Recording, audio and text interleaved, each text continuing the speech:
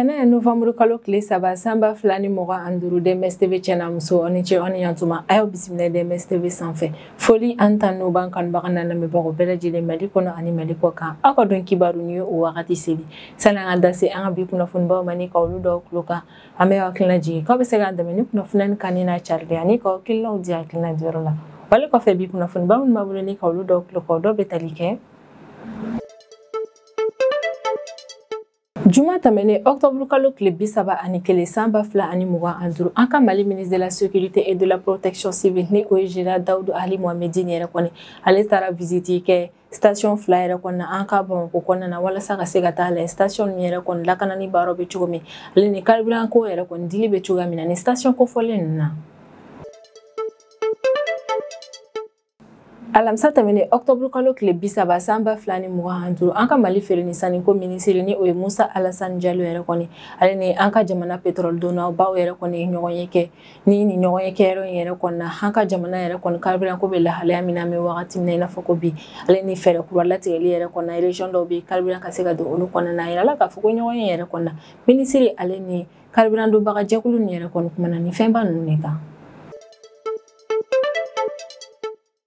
Carburant ko crise mesena anka mali jamana kono na me wakati mne na foko bi kasangani oku yere koni alamsa temene octobre kalo kile bisaba samba flani muwa anduru anka mali gouvernement mawe arrêté ministériel do yere konke arrêté mi yere kon kona na la selibeke ko am wakati mne na foko bi ko mi yere koni station ye ku ka daele dongo do wa ka daele RBR kona wala sami jamana kono do uluka sega tajima fen yere kon soro sanga an wakati wali meke sawi ni aramba mun yere kon be jo station na ka chama ba lebo ula anka ba ko konna na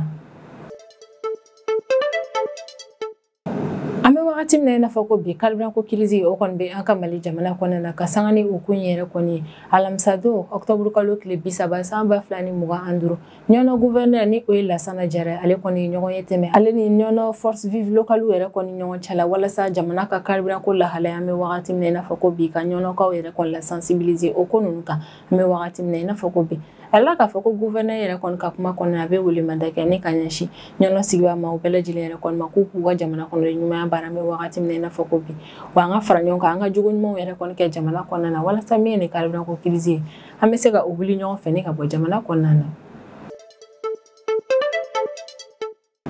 Ame wakati mna ila foko bi ko couvre-feu mi yere kon kumbe ka region kona na ni ale yere kon bana juma tamene octobre kalo kile bisaba ani kile samba flani muga anduru mi yere kon ka gouverneur ale be boni ka communiquer yere kon ke communiquer m kon na be la seli yere kon ke ko kile bisaba wala yere kon faralani couvre ko hole yere kon ka wala de kon na ko mi couvre-feu ye ka damne na juma tamene octobre kalo kile bisaba an kile wa kumeje novembre kalo kile bisaba na tena samba fla ani muga anduru ka region kona na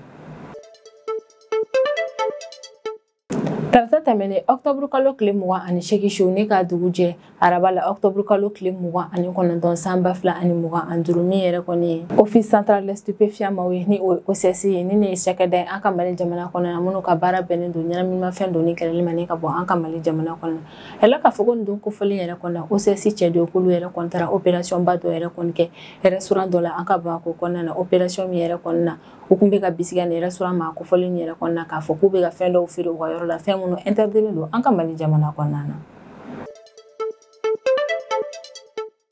don laban yere konna charme anka bollo sro yere kon ka ko mi bamba ci wali jagulu jeni ma yere kon ko uluta me ame wakati ne na fako bi Nigeria jamana yere kon konna na ko man yere kon ko bin kan wali folo yere kon ke Nigeria jamana konna na me wakati ne na fako bi Juma tamene octobre kalo kile bisaba ani kile samba flani muga andur Turki jamana nyama ni oye Recep Tayyip Erdogan yere kon halewe interview do yere kon ke interview mi yere kon konna na Turki jamana nyama le kumbe ka kuma Israel ali ni Palestine ka ko yere de kon na me wakati ne na fako bi Turki jamana nyama le kuma chama yere kon foni kanyashi ni wakati sesele fe yere kon ma min tamena jamana flani nyon chala kuma ba mun yere kon bora president ko foli yere kon ka interview kon na amna ndase ulu belaji ni manika ulu wala oy ni kuna fon bande be ambulo ko rabbi amna munu wala oy bidon kibaru kon nana Juma tɛmɛnen octobre kalo tile 31 san 2025 an ka Mali ministre de la sécurité et de la protection civile ni o ye général Daoud Ali Mohamedine yɛrɛ kɔni ale taara visite kɛ an ka Bamako station ba fila yɛrɛ kɔnɔna. Ministre de la sécurité taara ni visite min yɛrɛ kɔni kɛ ni station fila ni yɛrɛ kɔnɔna. Visite in kun kɛ kun de walasa ka se ka taa lajɛ lakana fɛrɛ minnu yɛrɛ kɔni sigin bɛ sen ka station kɔnɔna ka taa lajɛ olu yɛrɛ kɔni bɛ ka labara ni ka se hakɛya min na ale ni k'a lajɛ n'o y'a sɔrɔ lakana fɛrɛ minnu yɛrɛ kɔni sigin bɛ sen ka ni yɔrɔ in na n'o y'a sɔrɔ a bɛ ka labara cogo ɲuman na. A yɛlɛla k'a fɔ ko général Daoud Ali Mohamedine ale kelen ba taa a ka ni visite in yɛrɛ kɔnɔna k'a ka tagali in na délégation ba dɔ yɛrɛ kɔni taara délégation min yɛrɛ kɔni kɔnɔna na an ka polisi ale ni protection civile ɲɛmaaw kun bɛ yen wa tagali in yɛrɛ kɔni senfɛ ministre de la sécurité et de la protection civile ale kumaɲɔgɔnya yɛrɛ kɔni tɛmɛ ani pompisiw gérants maa minnu bɛ ka na essence yɛrɛ kɔni ta ale ni an ka lakana tigilamaw ko kumaɲɔgɔnya yɛrɛ kɔni tɛmɛna ministre ale ni ninnu bɛɛ lajɛlen ni ɲɔgɔn cɛ la station fila ninnu kɔnɔna na. Général Daoud Ali Mohamedine yɛrɛ kɔni ka kɔrɔfɔla a ka ni visite in yɛrɛ kɔni kɔfɛ k'a talen i ɲɛda yɔrɔ in yɛrɛ kɔni k'a y'a ye k'a fɔ ko min yɛrɛ kɔni lakana ko fɛrɛ mun sigira sen kan ni yɔrɔ kofɔlen in na ko ɲɛtagaba yɛrɛ kɔni donna o ko la ka d'a kan k'a bɛ ka kɛ sababu ye ni ka basigi yɛrɛ kɔni to station ninnu kɔnɔna na. Wa y'a yira k'a fɔ ko o ko min yɛrɛ kɔni bɛ station na an bɛ wagati min na i n'a fɔ ko bi o kɔni ye jaabi de min y'a yira k'a fɔ ko an ka Mali lakana tigilamaw yɛrɛ kɔni wuli ni ka taa station nin yɛrɛ kɔnɔna walasa ka se ka taa lakana ale ni fɛrɛw yɛrɛ kɔni tigɛ nin yɔrɔ in na mankan kana na kɛ ko o an ka Mali fintigilaka minnu taara o ko in yɛrɛ kɔnɔna ko b'u ka baara yɛrɛ kɔni kɛ ka ɲɛ. Station ninnu ɲɛmaaw kɔni y'a yira k'a fɔ ko station yɛrɛ kɔni bɛ ka gérer an bɛ wagati min na i n'a fɔ ko bi cogo min na yɛrɛ kɔni ko kɛmɛ ni kalo nimisi wasa kosɛbɛ. O y'a yira k'a fɔ ko maa minnu yɛrɛ kɔni bɛ taa essence ta station nin yɛrɛ kɔnɔna k'u ka lakana sabatili ko o ye ko nafamaba ye olu bolo ka d'a kan o yɛrɛ de kɔni bɛ kɛ sababu n'olu bɛ continuer ka carburant yɛrɛ kɔni di jamana kɔnɔdenw ma ko ni maa minnu yɛrɛ kɔni bɛna na station yɛrɛ kɔnɔna ko ni olu ka lakana yɛrɛ kɔni sabatira k'o b'a to olu ka baara fɛnɛ bɛ se ka continuer. Ministre de la sécurité et de la protection civile ni yɔrɔ kofɔlen yɛrɛ kɔnɔna a bɛ an ka Mali jamana kɔnɔdenw fo kosɛbɛ u ka muɲu yɛrɛ kɔnɔna ka sanga ni crise in ye nka a bɛ tila ka wulemada kɛ ni ka ɲɛsin jamana kɔnɔdenw bɛɛ lajɛlen yɛrɛ kɔni ma ko min yɛrɛ kɔni Mali jamana kɔnɔdenw ye k'a b'a laɲini an fɛ an k'an jogow yɛrɛ kɔni kɛ ka ɲɛ kosɛbɛ an ka kokɛtaw yɛrɛ kɔni don jamana kɔnɔna na wa min yɛrɛ kɔni ye jamakulu yɛrɛ kɔnɔna an ka fɛɛrɛ bɛɛ lajɛlen latigɛ sariya minnu bɛ yen ka olu labato ka d'a kan n'a sɔrɔ o ko ninnu yɛrɛ kɔni ma min ye carburant di yɛrɛ kɔni o bɛ kɛ lakana ale ni basigi yɛrɛ kɔni kɔnɔna na wa baara in yɛrɛ kɔni bɛ teliya fɛnɛ. Nka général Daoud Ali Mohamedine yɛrɛ kɔni a ka kuma in yɛrɛ kɔni kɔnɔna na a bɛ kumakan gɛlɛn yɛrɛ kɔni fɔ a y'a yira k'a fɔ ko carburant ko crise in yɛrɛ kɔni daminɛ wagati la ko min ye an ka lakana tigilamaw yɛrɛ kɔni ye k'olu ye jogo dɔw yɛrɛ kɔni ta k'olu kɛ station yɛrɛ kɔnɔna k'o kɛra sababu ye k'an ka Mali autorités dusuma kasi kosɛbɛ wa a bɛ sinsin a ka kumaw yɛrɛ kɔni kɔnɔna na ko min ye an ka Mali autorités olu cɛsirilen don wa u bɛ fɛɛrɛ bɛɛ lajɛlen yɛrɛ kɔni latigɛ ni carburant ko crise in bɛ sen na an ka jamana kɔnɔna na ka dankari o la teliya la ko wa fo ka taa fɔ carburant ko crise yɛrɛ kɔni banna jamana kɔnɔna na ko kow yɛrɛ kɔni seginna o kɛcogo kɔrɔw yɛrɛ kɔnɔna ko min ye an ka Mali autorités u bɛ fɛɛrɛ bɛɛ lajɛlen latigɛ ni ka basigi yɛrɛ kɔni to station ninnu kɔnɔna na. Alamisa tɛmɛnen octobre kalo tile 30 san 2025 an ka Mali feere ni saniko ministre ni o ye Musa Alassane Diallo ale ni an ka jamana pétrole ɲɛmaaw yɛrɛ kɔni bɛ ɲɔgɔn ye kɛ nin don kofɔlen in na. Ni ɲɔgɔn ye min yɛrɛ kɔni tɛmɛna ministre ale ni pétrole ɲɛmaa ninnu yɛrɛ kɔni ɲɔgɔn cɛ la a yirala k'a fɔ ko ɲɔgɔn ye kɛyɔrɔ in yɛrɛ kɔni na pétrole ɲɛmaa groupe ba fila yɛrɛ de kɔni tun bɛ yen nɔ ni olu ye groupement professionnel du pétrole ni o ye GPP maaw ye ale ni groupement malien des professionnels du pétrole ni o ye GMPP a yirala k'a fɔ ko ni pétrole jɛkulu ɲɛmaa ninnu yɛrɛ de kɔni feere ko ministre ye ɲɔgɔn ye kɛ nin don kofɔlen in na. Ni ɲɔgɔn ye min tɛmɛna ministre ale ni pétrole ɲɛmaa ninnu yɛrɛ kɔni ɲɔgɔn cɛ la ɲɔgɔn ye kun kɛ kun de ye walasa wagati tɛmɛnenw na an ka Mali autorités yɛrɛ kɔni fɛɛrɛ minnu sigi sen ka jamana ka carburant ko crise ko hukumu yɛrɛ kɔni kɔnɔna na k'a lajɛ o fɛɛrɛ ninnu yɛrɛ kɔni ye nɔ minnu bɔ ka fɛɛrɛ latigɛ ni ka o lajɛ ale ni ka mesure kuraw yɛrɛ kɔni ta min ye carburant ko yɛrɛ kɔni donnen jamana kɔnɔna na o kɔni kana na jɔ bilen min yɛrɛ kɔni ye ministre ni maa ninnu ye u ka ɲɔgɔn ye yɛrɛ kɔni kɔnɔna na o kumana nin fɛnba ninnu yɛrɛ de kɔni kan. Musa Alassane Diallo ni ale de an ka Mali feere ni saniko ministre yɛrɛ kɔni kuma ɲɔgɔnya yɛrɛ kɔni kɔnɔna na a bɛ foliba kɛ a y'a yira k'a fɔ ko an ka jamana carburant ko crise kan bɛ wagati min na i n'a fɔ ko bi ko ɲɛtagaba yɛrɛ de kɔni donna a la ka d'a kan kow bɛ ka fusaya kosɛbɛ wa o ɲɛtaga ale ni o fusaya min yɛrɛ kɔni bɛ ka don jamana ka carburant ko crise yɛrɛ kɔni kɔnɔna na a b'a yira k'a fɔ ko o da yɛrɛ kɔni bɔra ale ka ministère ni opérateur économique man yɛrɛ de kɔni ka bolo di ɲɔgɔn ma la ɲɔgɔn ma baara de kɔni a bɛ opérateur économique ninnu fɛnɛ fo u sen donni na o baara in na ka d'a kan ko yɛrɛ de kɔni sababuya la min yɛrɛ kɔni ye carburant ko ye ko bɛ ka nɔgɔya jamana kɔnɔna na. Ni ɲɔgɔn ye kɛyɔrɔ yɛrɛ kɔni na décision ba dɔw yɛrɛ kɔni taara walasa min yɛrɛ kɔni ye jamana kɔnɔdenw ka carburant ko magoɲɛ yɛrɛ kɔni ka se ka o ko ɲɛnabɔ sanga ani wagati o mesure minnu yɛrɛ kɔni taara ɲɔgɔn ye kɛyɔrɔ in na olu de ye ko station dɔw yɛrɛ kɔni nana sugandi station minnu yɛrɛ kɔni nana di kɛrɛnkɛrɛnnenya la ambulance essence taxi ale ni bolimafɛn d'urgence bɛɛ lajɛlen yɛrɛ kɔnɔna ko o bolimafɛn bɛɛ lajɛlen bɛ se ka to ka carburant ko mako ɲɛ o yɔrɔ nin yɛrɛ kɔnɔna ko station nin yɛrɛ kɔnɔna na sugandi don na taw la o ko la ko fɛnɛ tɛmɛlen kɔfɛ station dɔw fɛnɛ bɛna sugandi o station man yɛrɛ kɔnɔ olu b'u ka station yɛrɛ kɔnɔ dayɛlɛ don o don wa a bɛ dayɛlɛ heure bɛɛ walasa pression min yɛrɛ kɔnɔ bɛ kɛ station yɛrɛ kɔnɔ na ka fɛɛrɛ latigɛ ka camanba yɛrɛ kɔnɔ bɔ o la ni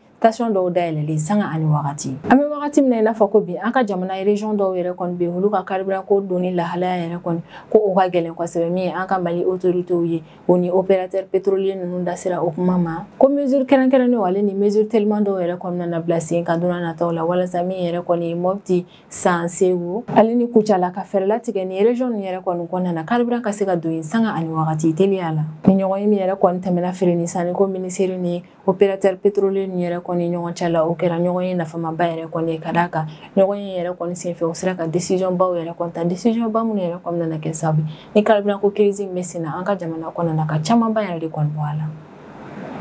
an bɛ wagati min na i n'a fɔ ko bi an ka jamana carburant ko lahalaya o bɛ ka kɛ sababu yɛrɛ kɔni ne ka na ni fɔɲɔgɔnkɔ dɔ ye jamana kɔnɔdenw yɛrɛ kɔni ɲɔgɔn cɛ la o ko hukumu yɛrɛ de kɔni kɔnɔna la don tɛmɛnenw na min ye an ka Mali gouvernement ma ye olu ye décision ba dɔw yɛrɛ kɔni ta walasa ka se ka camanba yɛrɛ de kɔni bɔ o fɔɲɔgɔnkɔ ninnu na arrêté ministériel dɔ yɛrɛ kɔni na min yɛrɛ kɔni carila alamisa tɛmɛnen octobre kalo tile 30 san 2025 ni an ka Mali autorité olu bɛ laseli kɛ o arrêté ministériel yɛrɛ kɔni na kan bɛ wagati min na i n'a fɔ ko bi k'a wajibiyalen don jamana station bɛɛ lajɛlen yɛrɛ kɔni kan u b'u ka station dayɛlɛ don o don wa heure bɛɛ fɛnɛ walasa min yɛrɛ kɔni ye jamana kɔnɔdenw olu ka se ka carburant yɛrɛ kɔni sɔrɔ sanga ani wagati a yɛlɛla k'a fɔ ko ɲani an ka Mali autorité bɛ nin décision yɛrɛ kɔni ta o y'a sɔrɔ an ka ministre 6 yɛrɛ de kɔni ye ɲɔgɔn ye kɛ ni o ministre ninnu ye feere ni sanni ko ministre sɔrɔko ministre miniko ministre lakana ko ministre de l'administration territoriale ale ni ministre du travail a yɛrɛla k'a fɔ ko ni ministre 6 nin yɛrɛ de kɔni ye ɲɔgɔn ye yɛrɛ kɔni kɛ ɲɔgɔn ye ba min yɛrɛ kɔni kɔfɛ u bɛnna ni décision kofɔlen yɛrɛ kɔni kan n'u sɔrɔla ka décision in ta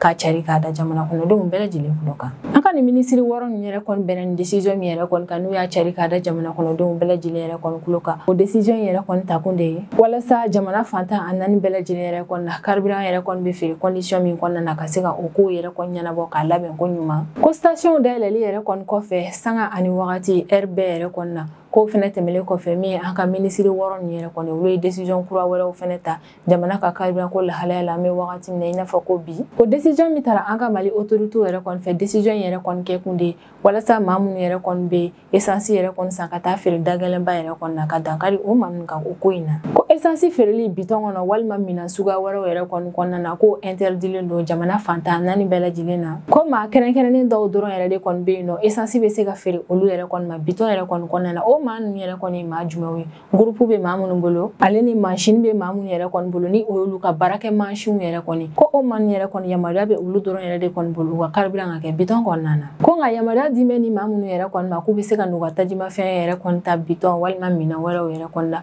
ko o maa ninnu yɛrɛ kɔni u kan ka na ni sɛbɛn dɔ yɛrɛ kɔni sɛbɛn min bɛ d'u ma an ka Mali autorité yɛrɛ kɔni fɛ sɛbɛn min yɛrɛ kɔni kɔnɔna na kun min na u bɛ ka na ni tajimafɛn yɛrɛ kɔni kɛ bitɔn in kɔnɔna na o ɲɛfɔlen don a kɔnɔna na o maa ninnu yɛrɛ kɔni ye kɛrɛnkɛrɛnnenya la entreprise bɛ maa minnu yɛrɛ de kɔni bolo nin ko min yɛrɛ kɔni taara an ka Mali autorité yɛrɛ kɔni fɛ u bɛɛ lajɛlen kɛ kun de ye walasa maa minnu yɛrɛ kɔni bɛ taa tajimafɛnw yɛrɛ kɔni san station na ka taa feere dagɛlɛnba la ka fɛɛrɛ latigɛ ni ka dankari o la ni arrêté ministériel yɛrɛ kɔni kɔnɔna na min ye opérateur pétrolier yɛrɛ kɔni jɔda fɛnɛ bɛ di olu ma olu kan ka na fɛn dɔw yɛrɛ kɔni ɲɛnabɔ walasa ka se ka jɛyali kɛ u fɛnɛ ka baara kɔnɔna na ko station tigiw yɛrɛ kɔni halaɲinen don u fɛ dɔgɔkun o dɔgɔkun u ka sɛbɛn dɔ yɛrɛ kɔni bila ka taa feere ni sanni ko ministère yɛrɛ kɔni na walasa carburant hakɛ min maralen bɛ u bolo yɛrɛ kɔni ka o bɛɛ lajɛlen fɔ o sɛbɛn in kɔnɔna na carburant hakɛ min taara di u ma u bɛ o fɔ ale ni o ye carburant hakɛ min yɛrɛ kɔni feere u b'a bɛɛ lajɛlen walawala min ye gasoil ye hakɛya min feerela o la u b'o fɔ min fɛnɛ essence ye hakɛya min fɛnɛ feerela o la u bɛ o fɛnɛ fɔ min fɛnɛ maralen bɛ u bolo yɛrɛ kɔni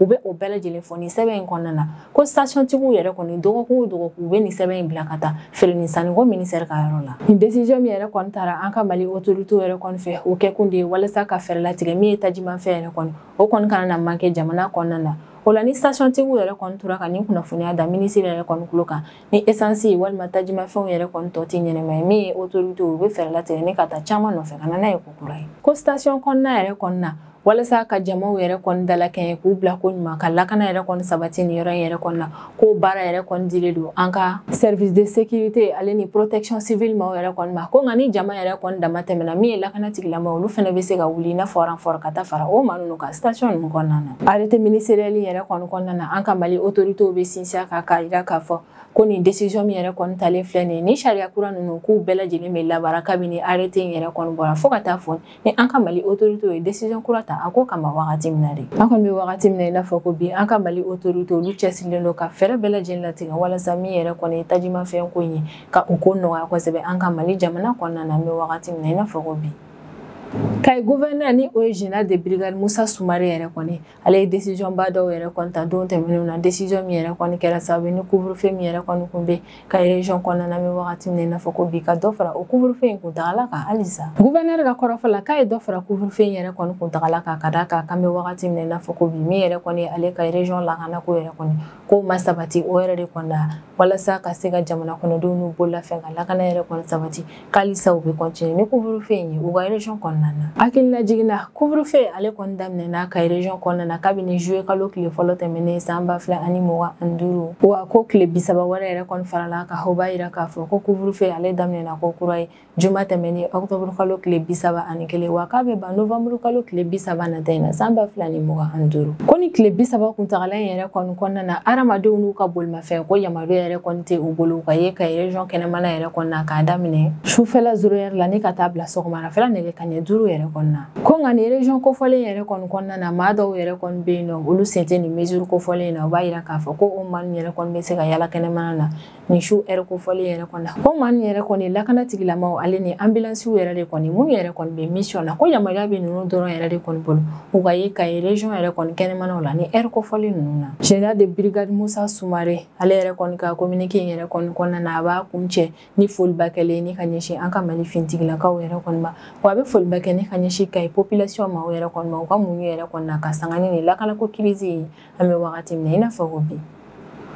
tarata don octobre kalo tile 28 su ne ka dugujɛ araba la octobre kalo tile 29 san 2025 min an ka Mali office central stupéfiant ni o ye OCS ye ni ne ye cakɛda an ka Mali jamana kɔnɔna na minnu ka baara bɛnnen don ɲɛnaminimafɛn donni kɛlɛli ma ni ka bɔ an ka Mali jamana kɔnɔna na olu ka cɛden minnu yɛrɛ kɔni bɛ an ka Bamakɔ rive gauche yɛrɛ kɔnɔna na ko nin don kofɔlen na olu kɔni ye opération ba dɔw yɛrɛ kɔni kɛ opération min kɛra ne ka ɲɛsin restaurant maa dɔw yɛrɛ kɔni ma u tun bɛ ka bisigiya restaurant maa minnu na k'a fɔ k'u bɛ ka fɛn dɔw yɛrɛ kɔni feere u ka restaurant kɔnɔna na fɛn minnu interdilen don an ka jamana kɔnɔna na ko nin opération ba in yɛrɛ kɔni kɛra restaurant min yɛrɛ kɔnɔna na o restaurant in yɛrɛ kɔni tɔgɔ le Monac ko opération in yɛrɛ kɔnɔna ni OCS maaw ye nin min yɛrɛ kɔni kɛ ko opération in kun ɲɛmɔgɔlen kun don contrôleur principal de police Dramane Keita de fɛ ko opération in kun cɛra ni shisha 35 minɛli ye ale ni shisha ma nɔgɔlan caman yɛrɛ kɔni ni minnu yɛrɛ kɔni kun bɛ ta ni maa ninnu yɛrɛ kɔni fɛ restaurant in kɔnɔna na ni opération ba min yɛrɛ kɔni kɛra OCS cɛdenw yɛrɛ kɔni fɛ o bɛ tali kɛ OCS cɛdenw yɛrɛ kɔni ka cɛsiri baaraw la walasa fɛn minnu minini a feereli yɛrɛ kɔni mana na interdit an ka jamana kɔnɔna na ka fɛɛrɛ bɛɛ lajɛlen latigɛ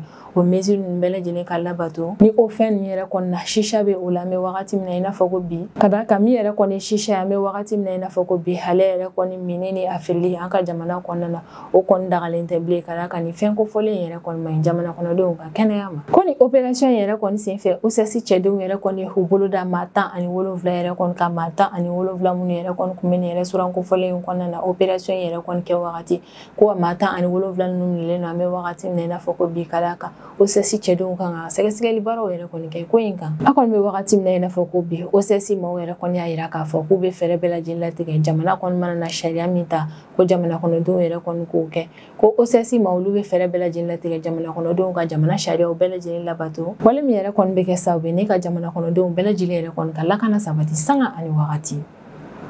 sisan an bɛ tɛmɛ n'an ka jamana kɔfɛ kibaruyaw ye o kɔnɔna na an bɛ taa Nigéria jamana kɔnɔna na